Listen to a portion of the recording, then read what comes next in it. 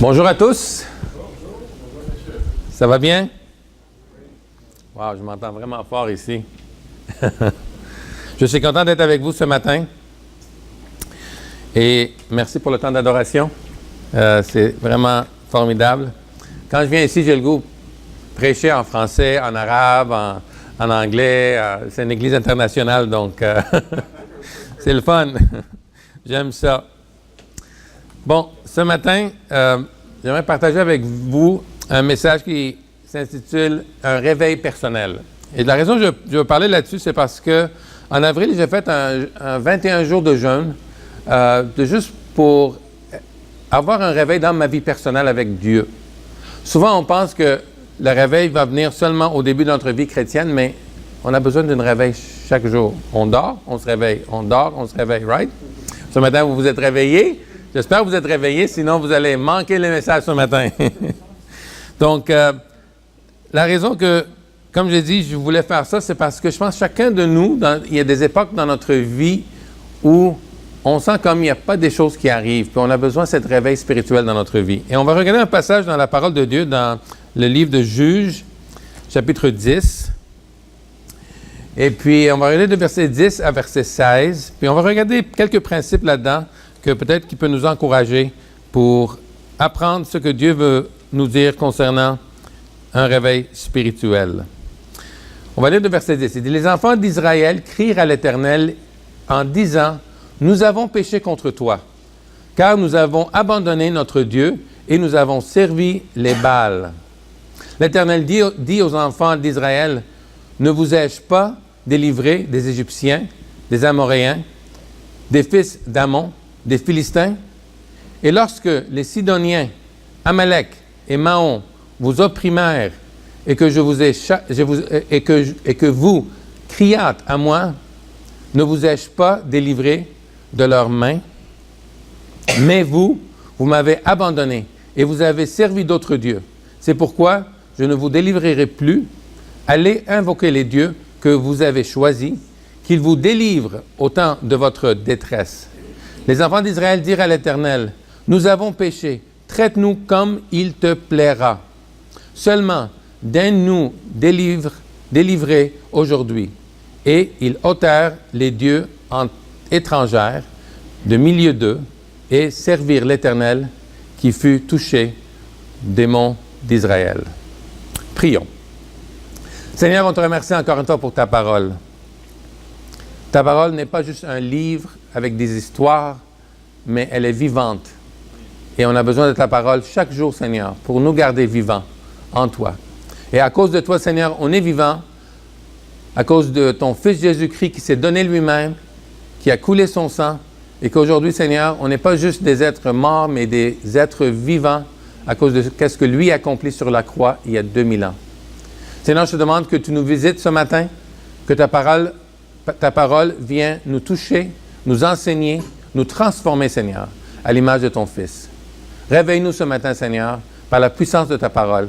Merci pour l'Église Renaissance Trois-Rivières.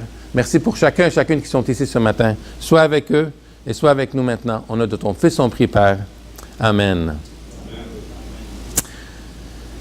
Cet été, il y a eu plusieurs tempêtes. Je ne sais pas si vous avez remarqué. Chez nous, on a eu un petit incident. J'ai acheté un parasol cette année de 9 pieds par 15 pieds. Énorme. Elle a 3 places. Et puis, ma femme et moi, on a travaillé un après-midi dehors, on travaillait sur le jardin, et tout d'un coup, le vent s'est levé, puis on était à la maison en train de changer, s'habiller, puis on se nettoyer. Et j'ai regardé dehors de ma chambre, puis j'ai dit, « Martine, il y a beaucoup de vent. On n'a pas fermé le parasol. » Elle dit, « Ah oui, elle s'en va vers la cuisine pour juste ouvrir la porte pour aller fermer le parasol s'envole dans l'air. » Moi, j'arrive, je cherche le parasol, je ne le trouve pas. Je dis, où est-ce qu'il est allé? On est allé en avant de la maison, là, c'est en arrière. On n'est pas à la maison. Puis le parasol est volé par-dessus notre maison et elle a fini sur la rue en arrière, sur la rue principale devant chez nous. Puis là, je suis sorti dehors en courant. Il pleut tellement fort, tout mouillé. Ferme le parasol. Je l'ai tout pris. Je pense que les voisins me regardaient et disaient, il est fou ce gars-là. J'ai rentré, puis j'ai mis en dessous de notre deck dehors. Et puis, je l'ai laissé là, mais il y a eu quelques dommages, je l'ai tout réparé, là, il fonctionne. Mais dans le même temps que cette vent est arrivé, des voisins à côté de chez nous, des arbres ont cassé, puis ont brisé, puis ont tombé. La raison que je vous raconte cette histoire, parce que souvent, quand on pense à des tempêtes comme ça, on dit, oui, c'est parce que le vent qui a cassé l'arbre. Mais des fois, l'arbre aussi, elle a eu une faiblesse. Et si on regarde vraiment proche, on va voir que l'arbre était déjà mangé par des vers, il y a une faiblesse quelque part, et quand le vent est venu, c'est là où ça s'est cassé.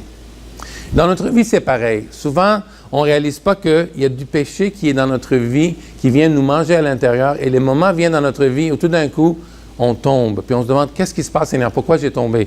C'est parce qu'il y a eu un péché dans notre vie qui est venu, qui a commencé à travailler dans notre vie, puis inconsciemment, subtilement, le malin, il connaît exactement son coin, nos faiblesses, et il sait comment venir nous chercher. Et c'est dans ces moments-là qu'on a besoin de ralentir et de se rappeler. C'est pas juste Janice qui dit que je parle vite, ma femme aussi. Et tout le monde que je connais. Donc, je vais ralentir un petit peu. Il y a des moments dans notre vie où on réalise que il y a des choses qui ne vont pas bien. Il y a des situations qui sont hors de notre contrôle.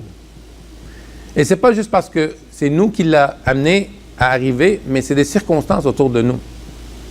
La vie nous surprend tout le temps. La vie est pleine de situations. C'est tout dans la façon qu'on les voit.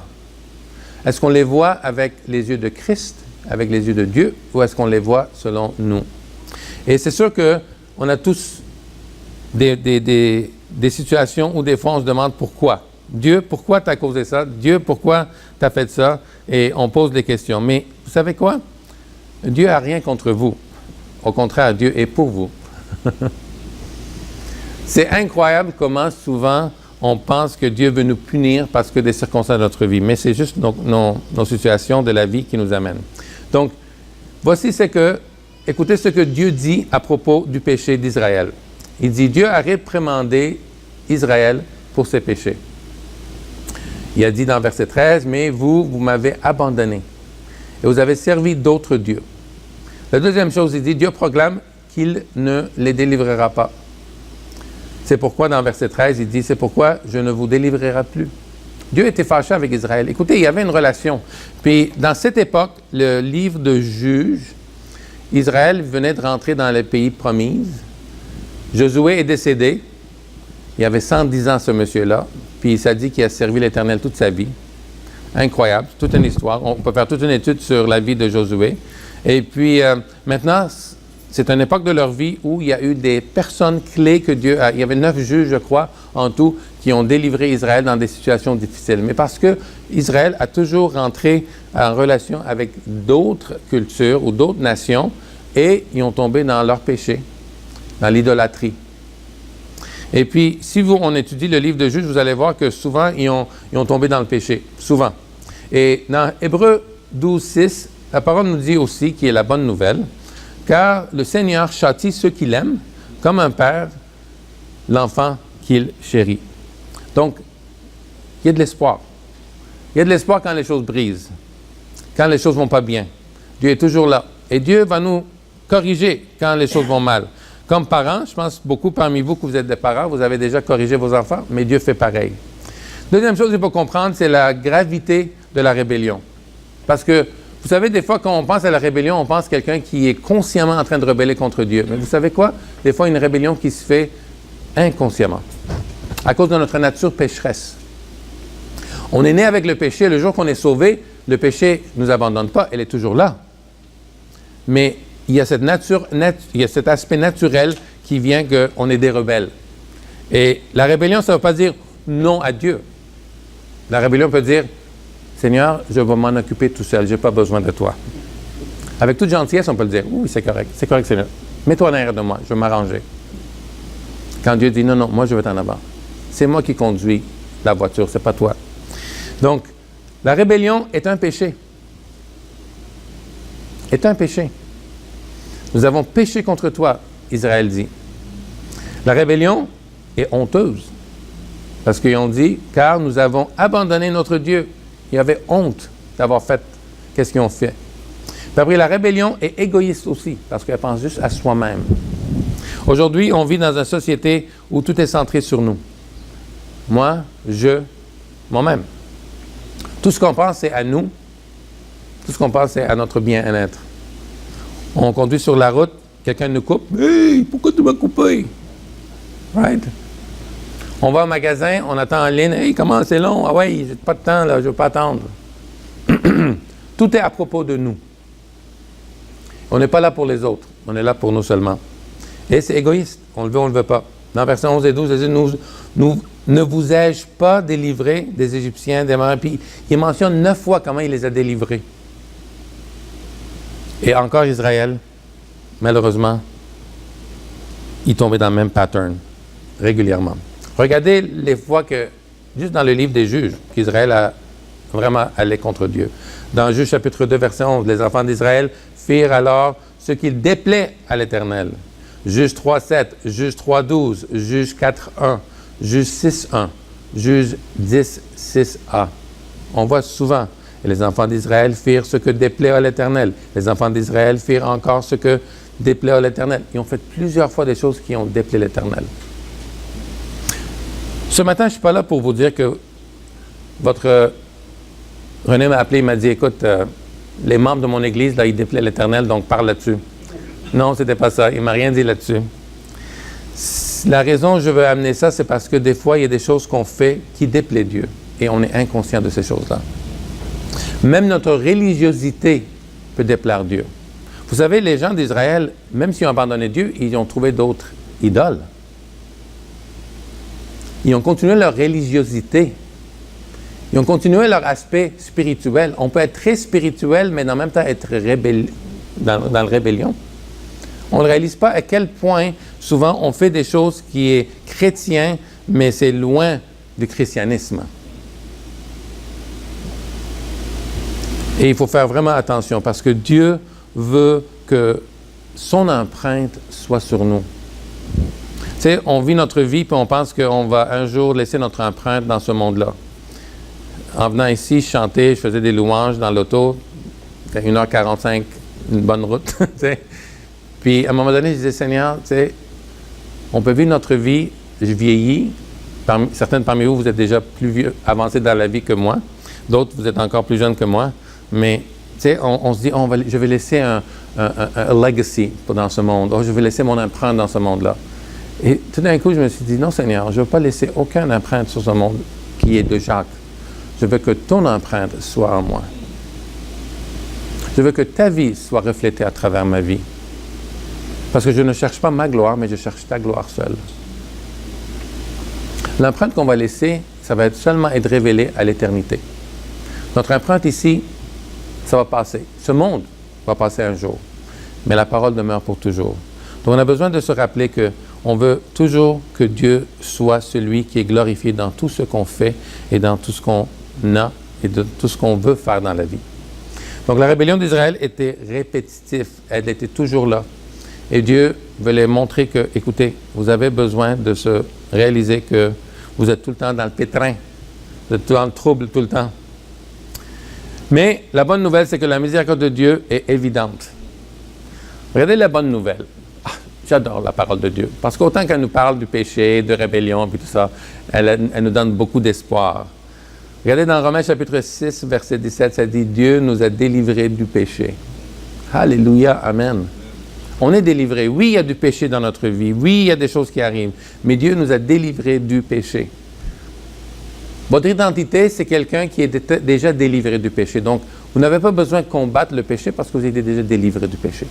Mais vous avez besoin d'être conscient du péché. Et la seule façon qu'on peut être conscient du péché, c'est en connaissant la parole de Dieu. Parce que la parole de Dieu, c'est une lumière dans notre âme et dans notre vie pour nous illuminer, pour nous clarifier et éclairer les choses dans notre vie qui disent ça c'est péché, ça c'est pas péché. Aujourd'hui, mes enfants sont plus vieux. Moi, je les ai enseignés tout ce que je pouvais de la parole de Dieu. Il y a des choses dans leur vie, ça va bien. Il y a d'autres choses, je leur dis des fois, non, ça c'est pas bon. Oui, mais pourquoi? Parce que la parole le déclare. Oui, mais écoute, il va y avoir des conséquences. Non, il n'y aura pas de conséquences. 3 mois plus tard, il y a des conséquences. Parce qu'ils ne réalisent pas qu'il y a des conséquences pour le péché. Mais Dieu nous a délivrés. Et la bonne chose, c'est que si on confesse nos péchés, Dieu est juste et fidèle pour nous pardonner nos péchés. Ça, c'est la bonne nouvelle. Dans Apocalypse chapitre 12, verset 10, Dieu nous a délivrés de Satan. Wouhou! On n'est plus lié à Satan. Le malin n'a aucun contrôle sur vous parce que vous étiez lavés par le sang de Jésus-Christ. Donc lui, il peut venir chuchoter des choses dans votre oreille. Vous pouvez dire, « T'es drôle, toi. Toi, tu dis ça, mais la parole dit ça. » Parce que la seule façon que Jésus est allé contre le malin, en nous disant la parole de Dieu. C'est pour ça qu'on a besoin de cette intimité avec la parole. C'est pour ça qu'on a besoin d'étudier la parole continuellement. Troisième chose, Dieu nous a délivrés de la mort. Mon père est décédé le mois de janvier. Il est allé pour être avec l'Éternel. À Pâques, c'était le premier événement familial qu'on a eu, et puis mon père n'était pas parmi nous. Puis on se disait, nous, on est en train de célébrer l'agneau immolé. Mon père, il est avec l'agneau. Grande différence. Oui, on est triste qu'il nous a quittés, mais lui est pas mal plus heureux que nous. Il n'y a plus les douleurs qu'il avait, il n'y a plus la maladie avec laquelle il vivait. Il était délivré. Puis la mort, ce n'est pas quelque chose de mal, au contraire, c'est quelque chose de bien. C'est quelque chose de bien. Dieu nous a délivrés de la mort. Pour moi, la mort, le jour que je vais mourir, ça va être une promotion que Dieu va me faire. Jacques, voici, maintenant tu as une promotion, tu viens au ciel. Tu vas être avec moi. Je n'ai pas peur de la mort, mais je vais aussi vivre le plus long possible pour déclarer la parole de Dieu possible. Pas parce que je suis égoïste puis je vis sur la terre. Au contraire, moi, ça ne me dérange pas que Dieu vienne me chercher. Mais Dieu a aussi un appel dans ma vie et je veux faire sûr que son empreinte est toujours dans ma vie et que je fais la volonté qui a créé que je fasse, dans un sens. Quatrième chose, Dieu nous a délivrés de l'enfer. Bonne nouvelle. Nous, on ne va pas à l'enfer. Nous, on va être au ciel avec l'Éternel pour le reste de notre vie. Ça va être formidable de savoir que Dieu nous a délivrés de toutes ces choses. Dieu est un bon Dieu. Il nous aime. Il nous a délivrés, il nous a délivrés, il nous a délivrés, il nous a délivrés. Plusieurs fois, comme il a fait avec Israël. Troisième chose, revenir au Seigneur en toute humilité. Aujourd'hui, on vit dans un monde très, très orgueilleux. Vous remarquez, les gens parlent d'eux-mêmes tout le temps. Moi. C'est moi. C'est tout à propos d'eux. Et je vous garantis, si vous allez dans les rues et vous voulez parler avec les gens, juste poser quelques questions sur eux. Ils aiment parler d'eux-mêmes. Hier, ma fille, elle a invité tous ses collègues de travail chez nous pour souper. Elle va avoir 22 ans, donc on a fait un petit party. Sa fête, c'est le 11 septembre. Mais quand j'écoutais, après qu'on a mangé, on était aussi assis autour de la table. Puis les jeunes aujourd'hui, je ne sais pas, ils aiment parler d'eux-mêmes. Ah, moi, j'ai fait ça, puis moi, je pense ça, puis moi. Puis j'ai réalisé que c'est vrai qu'aujourd'hui, tout le monde parle d'eux-mêmes. Puis ma fille m'a raconté qu'elle avait mis quelque chose sur les médias sociaux à un moment donné. Puis elle a rencontré une personne. Puis elle dit, j'ai posé 2 questions. Puis pour 2 heures, la personne a parlé juste d'elle-même. Elle a vidé son cœur. Les bonnes choses et les mauvaises choses qu'elle a vécues. Mais les gens sont très centrés sur eux-mêmes. Et si vous voulez vraiment être un évangéliste, allez sur les rues, demandez les gens des questions sur eux. Je vous garantis, ils vont vous parler d'eux-mêmes.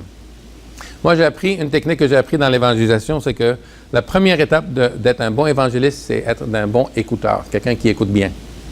Parce que les gens ne vont pas vous écouter si vous n'avez pas pris le temps de les écouter. Posez plein de questions. Intéressez dans leur vie. Posez toutes les questions. D'où ils sont venus, pourquoi ils sont là, qu'est-ce qui se passe dans leur vie, c'est quoi les hauts et les bas de leur vie. Puis je vous garantis, sur les vols d'avion que je fais des fois de 4 heures, la personne peut parler jusqu'à 4 heures de ces vols-là. J'arrive des fois de rentrer des petites choses, mais quand vous parlez, les gens sont prêts à vous écouter. Mais il faut qu'on vienne aussi à Dieu avec toute humilité. On a besoin de cette humilité de dire, Seigneur, ce n'est pas à propos de moi, c'est à propos de toi. Israël a réalisé au moins. Ils ont réalisé qu'ils ont péché contre Dieu et ils ont venu avec humilité. La confession du péché. Les enfants d'Israël dirent à l'Éternel, nous avons péché, traite-nous comme il te plaira. On prie aujourd'hui à Dieu très spécifiquement. On dit, Seigneur, traite-moi comme ci, comme ci, comme ci, comme ça. C'est pas juste, on demande Dieu souvent des détails de comment il devrait nous traiter. Donne-moi de l'argent, donne-moi le succès, donne-moi. Au lieu de dire, Seigneur, je ne sais pas qu'est-ce que moi je veux, mais toi tu sais qu'est-ce que j'ai besoin, donne-moi qu'est-ce que j'ai besoin. Ça, c'est l'humilité. C'est pas dire à Dieu, je pense que tu devrais faire ça. Oui, moi je pense que je devrais faire ça dans ma vie, Seigneur. Viens faire ça dans ma vie. Non. Il faut dire, Seigneur, à toute humilité, j'ai aucune idée qu'est-ce que j'ai besoin, mais toi tu sais qu'est-ce que j'ai besoin. Donne-la-moi ou viens m'enseigner, montre-moi qu'est-ce que j'ai besoin. On a besoin de Dieu, jour après jour. Résultat de la confession, et ils ôtèrent les dieux étrangers. Il y a eu une action qui était faite après qu'ils se sont repentis. Ils ont enlevé les mauvaises idoles ou les idoles qui étaient dans leur vie, les dieux étrangers du milieu d'eux, et servir l'Éternel. Il y a deux actions. Ils ont enlevé quelque chose, puis ont décidé de servir l'Éternel. Les idoles dans nos vies sont quoi? Avez-vous des idoles? Vous pouvez dire non. Quand vous regardez dans le miroir, c'est qui numéro 1 dans votre vie? C'est vous ou le Seigneur? C'est important. Écoutez ce que Thomas Guthrie a dit. Il répond à cette question. Il dit, si vous aimez n'importe quel plaisir plus que la prière, n'importe quel livre plus que la Bible, une maison plus que la maison de l'Éternel, n'importe quelle table plus que la table du Seigneur, une personne plus que Christ lui-même, et toute autre chose qui donne de l'espoir plus que l'espoir qu'on a du ciel, soyez alarmés. Soyez alarmés. Toute chose qui m'éloigne de Dieu, toute chose qui me distrait de Dieu est une idole dans ma vie. Pendant la semaine, vos pensées sont vers qui? Vers vous ou vers Dieu? Qu'est-ce que vous cherchez dans la vie? C'est quoi les joies de votre vie? C'est quoi qui vient dire, ah, là, je suis content. On a toujours des idées que des choses vont nous donner du bonheur. Mais le vrai bonheur vient de Dieu seulement. Il est le seul. Écoutez ce que Dieu dit concernant le péché. C'est quand la dernière fois Dieu a révélé une faiblesse dans votre vie? C'est quand la dernière fois Dieu vous a montré à travers sa parole qu'il y a quelque chose dans votre vie qui est en train d'être mangé et le jour que la tempête va venir, les choses vont aller mal? Est-ce que vous êtes à l'écoute de l'Éternel jour après jour? Est-ce que vous avez pris dernièrement une retraite avec Dieu? Avez-vous pris un temps pour dire, Seigneur, je veux juste être avec toi. Je mets tout à côté, nourriture, carrière, tout ça. Faites de retraite avec Dieu tout seul. C'est ma femme et moi, on a une relation. On sort au moins une fois par semaine. On fait une sortie. Pour se rappeler qu'on est en amour. Parce que la vie nous rend tellement occupés, on oublie. On a besoin de faire des sorties. Donc, on sort ensemble une fois par semaine. Soit on va regarder un film, ou on va aller souper quelque part, ou aller prendre des marches, prendre un petit bouchée quelque part, puis prendre une longue marche, ou jaser, tout ça. Ou faire du vélo, n'importe quoi. On prend du temps ensemble. Et on a besoin de ça pour garder notre relation saine. Sinon, on peut être tellement occupé avec la vie, les frustrants de la vie peuvent embarquer dans notre relation, les enfants peuvent embarquer dans notre relation, nos carrières peuvent venir empêcher notre relation. On fait des retraites dans un sens. Et de temps en temps, on va partir pour une fin de semaine ou 2 jours, une nuit quelque part, pour juste être ensemble en dehors de tous les détails de la vie. Combien plus c'est important d'avoir cette relation avec Dieu, de faire des retraites avec Dieu régulièrement, de ne pas oublier qu'on a besoin du temps avec lui, qu'on a besoin de se rappeler pourquoi je suis en relation avec Dieu. Et de dire en même temps, Seigneur, ça fait longtemps qu'on n'a pas pris du temps tout seul, parle-moi. Le 21 jours de jeûne et de prière que j'ai fait, Dieu m'a révélé beaucoup de choses concernant mon appel, concernant ma famille, concernant moi, dans ma vie personnelle. Les idoles qui étaient dans ma vie. Et de dire, Seigneur, j'ai besoin d'aide. J'ai besoin d'aide. Parce que vous savez, quand vous avez une responsabilité dans une famille, dans une organisation chrétienne, on pense qu'on est en contrôle de tout. Croyez-moi, je ne suis pas en contrôle, pas en tout. Et je ne veux pas être en contrôle. Parce que si moi je suis en contrôle, ça va être le désastre. Je veux que ce soit Dieu en contrôle. De ma vie, de mon appel de ma famille, de mes enfants, de tout que je fais. Donc c'est important. Comprendre la gravité de la rébellion, que la rébellion, elle a des conséquences. Et que le jour que ça va aller mal, là, il y a des gens qui vont être affectés. Parce que ma rébellion peut affecter les autres autour de nous. Ils ont fait des statistiques pas dernièrement, mais il y a à un moment donné, qu'un péché en moyenne peut toucher 70 personnes. Un péché que quelqu'un fait, en moyenne, peut toucher 70 personnes. Si je roule sur la route comme un fou, tous les gens que je passe autour de moi, je les mets en danger. Si je décide de mentir à quelqu'un ou une situation peut amener des conséquences plus tard, il y a plusieurs choses qui sont affectées par le péché. Et il faut se réaliser que la rébellion, elle a des choses graves qui peuvent venir avec ça. Revenir au Seigneur en toute humilité, c'est très important. Pourquoi? Parce que Dieu veut qu'on vienne à lui. Il y a un père qui a des bras ouverts et dit « Viens mon enfant, cours vers moi ». Quand mes enfants étaient jeunes puis ils couraient vers moi, c'était la meilleure chose. Quand ils sont jeunes, ils sont innocents. C'est pour ça que la parole nous dit, je pense, soyez comme des enfants. Quand on vieillit, on complique la vie. On ne simplifie pas la vie. Les enfants sont simples. Ils aiment ça venir. Ils te font confiance. Mon fils ici, il se met en haut là, puis je dis saute, il va sauter. Il me fait confiance. Aujourd'hui, il y a 19 ans, si je dis monte, tu sautes sur... Il dit non papa, je ne saute pas sur toi. Parce qu'il sait que son poids, premièrement, c'est plus grand. Il va réfléchir, il va dire, si mon père me manque, je vais tomber puis je vais me faire mal. C'est pour ça que Dieu nous demande de lui faire confiance, de venir en lui avec toute humilité, en disant, Seigneur, je ne connais rien et je ne veux rien savoir sauf toi dans la vie. Les idoles sont toujours là dans nos vies et on a besoin de débarrasser de ces idoles-là. Parce que je vous garantis que si les idoles sont là, ils vont manger dans votre vie puis ils vont complètement vous arracher de votre relation ou vraiment aggraver votre relation avec Dieu. C'est très important. C'est le chemin vers le réveil personnel. Vraiment, d'être conscient du péché, connaître la gravité de la rébellion et aussi de venir en Dieu en toute humilité. Quand on est là, on va avoir des réveils continuellement dans notre vie, de se réveiller. Parce que, regardez, la vie va nous amener à toujours être préoccupés avec des choses. Et on a besoin d'être préoccupés avec Dieu. Avez-vous déjà rencontré des gens qui sont en amour? Ils viennent tomber en amour? Avez-vous remarqué que leur visage a un grand sourire d'ici jusqu'à là, c'est grand? Puis rien ne les affecte. Tu sais, le monde tourne autour de lui, il y a des choses qui tombent. Je suis en amour, tu sais, ça va bien. Mais nous, les chrétiens, on devrait être comme ça. On doit être en amour avec Dieu chaque jour. Les gens nous regardent et disent, qu'est-ce que tu as fumé? Qu'est-ce que tu as mangé? Qu'est-ce que dans un sens? Tu vis une extase de quoi, toi? Mais je vis quelque chose d'incroyable avec Dieu. Je n'ai pas besoin de ce que le monde m'offre pour être content. J'ai déjà la joie qui peut surpasser toute joie, toute connaissance de ce monde-là. Êtes-vous joyeux aujourd'hui? Êtes-vous heureux? Est-ce que vous vivez des réveils spirituels jour après jour?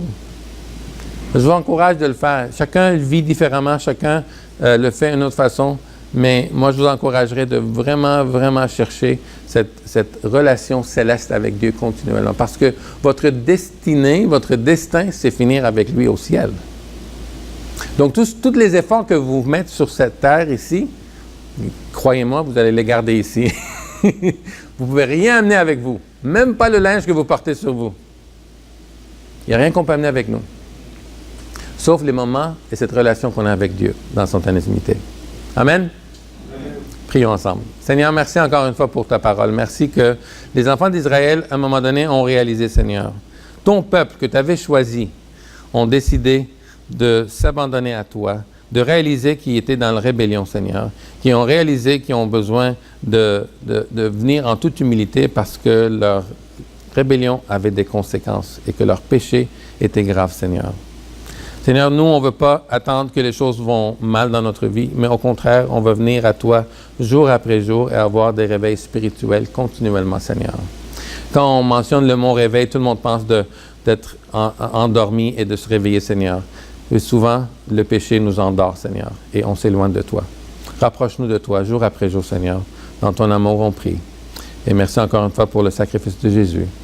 Et en son nom, on prie. Amen.